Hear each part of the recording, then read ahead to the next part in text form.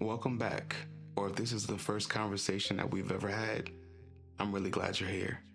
In our last conversation, I shared what I learned after intentionally interviewing more than 300 fathers. I asked every single one of them the same question. If you could go back to the day you became a father and give yourself three pieces of impactful advice, what would they be? Now, I expected lots of different answers. Instead, I kept discovering the same patterns that eventually became what I now call the fatherhood framework.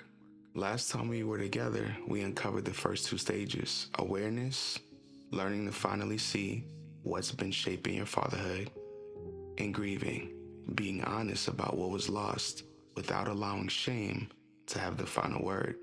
If you haven't seen that first conversation yet, I'd encourage you to start there. Not because you won't understand today's conversation, but because I think it'll help you feel the weight of where we're about to go today. Because after all of those interviews, one question refused to leave me alone. How does a man become the father he's never had? If fatherhood is mostly learned, what happens when no one was there to teach you? Can you pass down something that you never received? Stick with me, because by the end of today's conversation, you're going to discover the final two stages of the fatherhood framework. The same two discoveries that completely changed the way I think about fatherhood and ultimately became the foundation of everything I teach fathers today. And somewhere inside of those 300 conversations, I realized something that I never expected. Not because one father gave me the answer, but because hundreds of fathers slowly pointed to the same truth. And that truth became the third stage of the fatherhood framework. The more fathers I interviewed, the more one question refused to leave me alone. If so many fathers were carrying wounds, and so many admitted that nobody had ever shown them how to do this fatherhood journey, then who teaches a grown man how to become a father? Think about it. We teach people how to drive, how to build careers, how to fly airplanes, how to perform surgery, how to coach sports. But one of the most important jobs most men will ever have begins the day that someone places a child into their arms and says, "Congratulations." And then everyone goes home. Like, make that make sense, right? For a while, I honestly thought maybe time was the answer. Maybe fathers just figure it out eventually. But the men that I interviewed proved otherwise.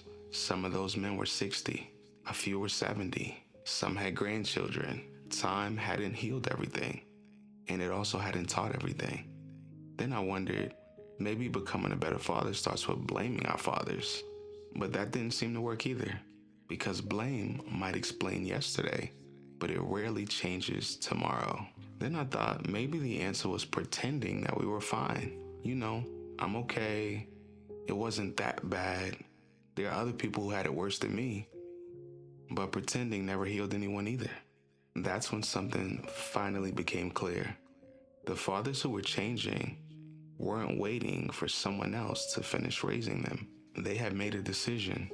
Somewhere along the way, they decided that even if nobody ever came back to become the father that they needed, they would become him for themselves. Not perfectly, not overnight, but intentionally. And once I saw that, I started noticing what that decision actually looked like.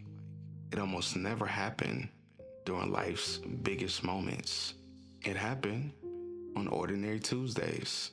It was catching yourself right before saying the thing that your father would have said and choosing to say something different.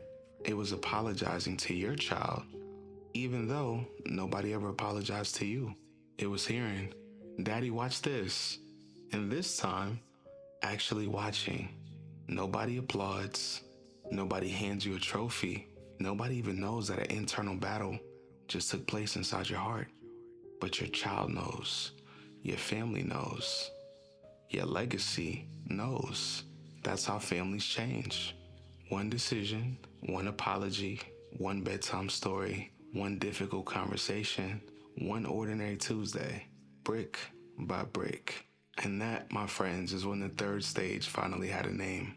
The third stage is called refathering, because sometimes The father that you spent your whole life waiting for becomes the father your children deserve. The final discovery.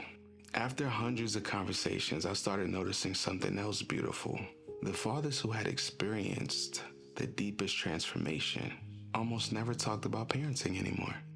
And that surprised me because I expected them to tell me about the techniques, the books, the strategies, maybe some communication tricks, but nobody did. Instead, they kept talking about who they had become.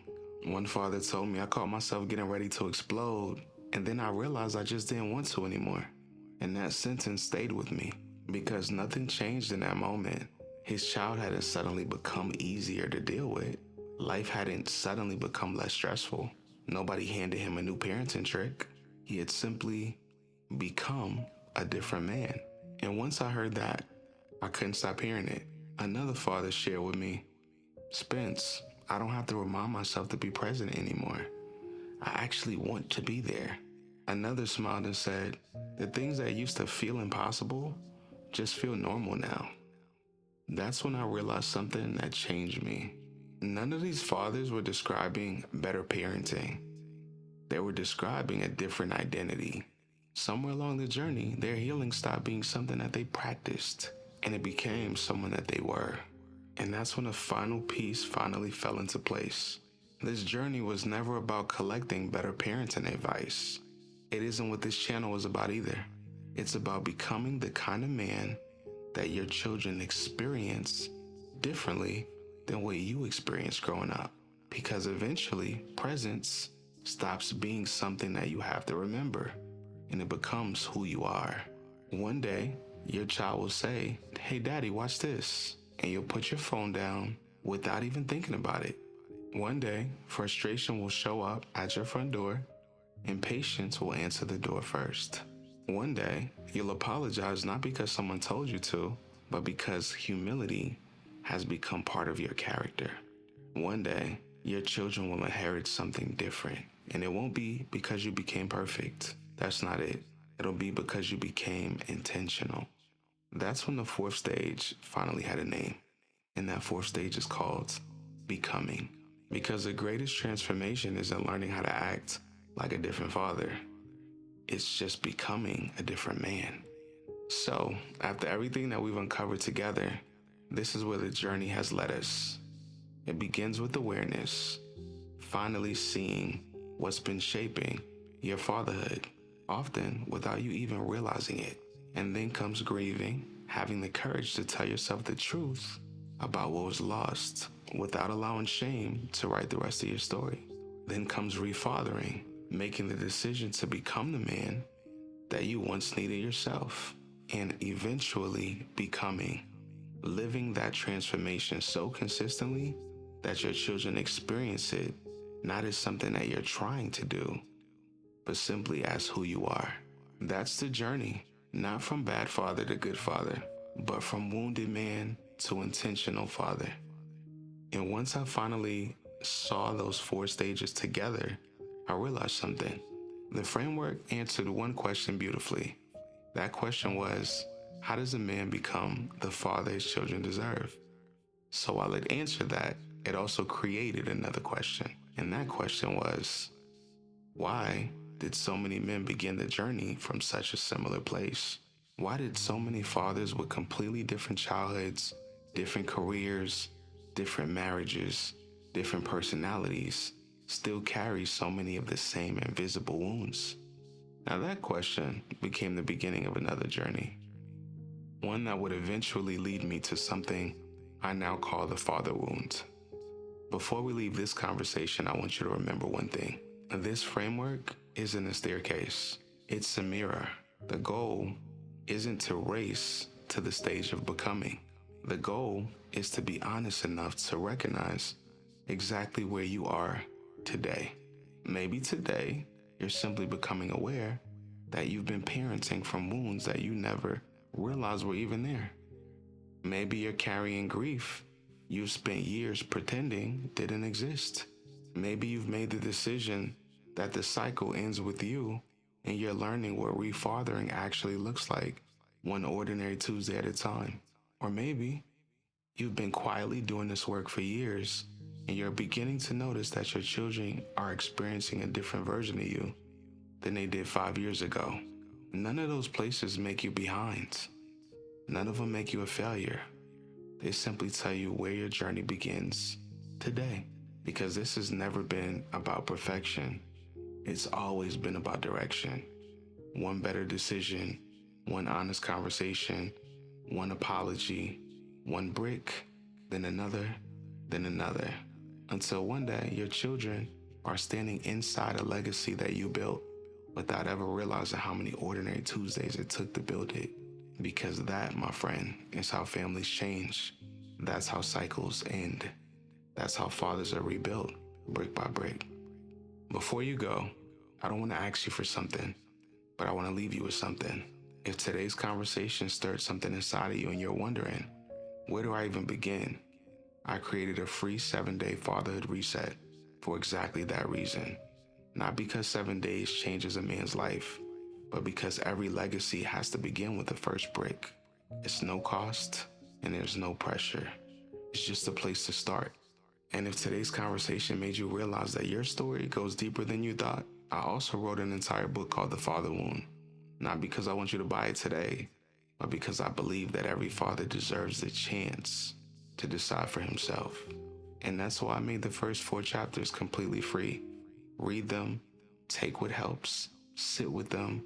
If they serve you, keep going. And if they don't, you've lost absolutely nothing. Because this has never been about selling you something. This has always been about serving fathers. And if these conversations are helping you to become the father your children deserve, I'd love for you to subscribe. Not just because I need another subscriber, but because I'm trying to build something much bigger than a YouTube channel. I'm trying to build a brotherhood for us. A place where fathers tell the truth, where we heal together, and leave our children something better than what we inherited. So whether you're ready to walk that journey today or 6 months from now, these conversations will still be here. The tools will still be here. And I'll still be here, God willing, because rebuilding fatherhood was never meant to happen alone. My name is Spence Harris, and I'm the Daddiez coach. From hustle to home, this is Fatherhood Rebuilt. Love y'all. I'll see you on the next one.